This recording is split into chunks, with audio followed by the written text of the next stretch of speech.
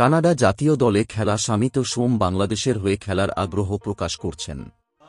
বাফুফে শামিতকে বাংলাদেশের হয়ে খেলানোর প্রক্রিয়া শুরু করেছে প্রায় সপ্তাহ তিনেক।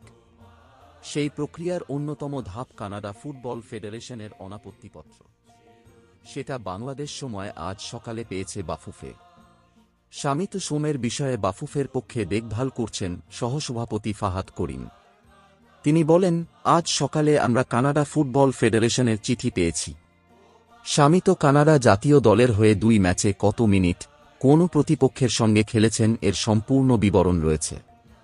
আগামীকাল শামিতের পাসপোর্টের জন্য আবেদন করার কথা।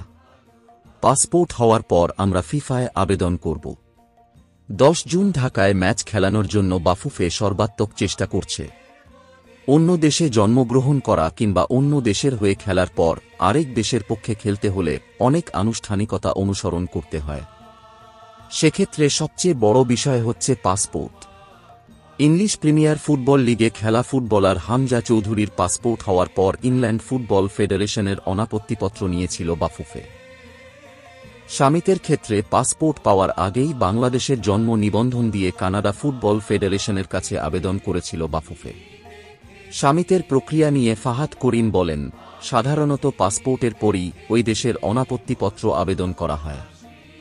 শামিত যেহেতু আর কানাডার হয়ে খেলবেন না, বাংলাদেশের হয়ে খেলতে চান।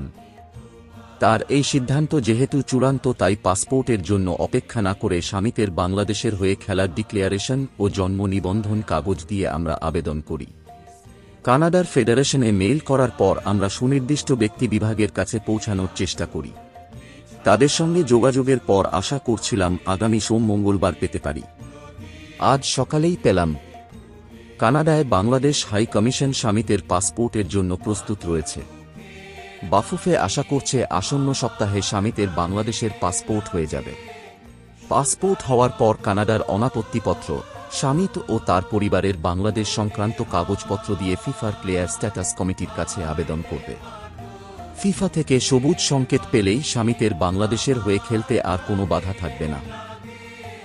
10 জুন ঢাকায় বাংলাদেশের সিঙ্গাপুরের বিপক্ষে এশিয়ান কাপ বাছাইয়ের ম্যাচ। সেই ম্যাচের জন্য খেলোয়াড় নিবন্ধনের সময়সীমা 3 জুন। ফিফা প্লেয়ার স্ট্যাটাস কমিটির কাছ থেকে 2 জুনের মধ্যে বাফুফে ইতিবাচক সংবাদ পেলে শামিতকে এশিয়ান কাপ বাছাইয়ের জন্য নিবন্ধন করতে পারবে।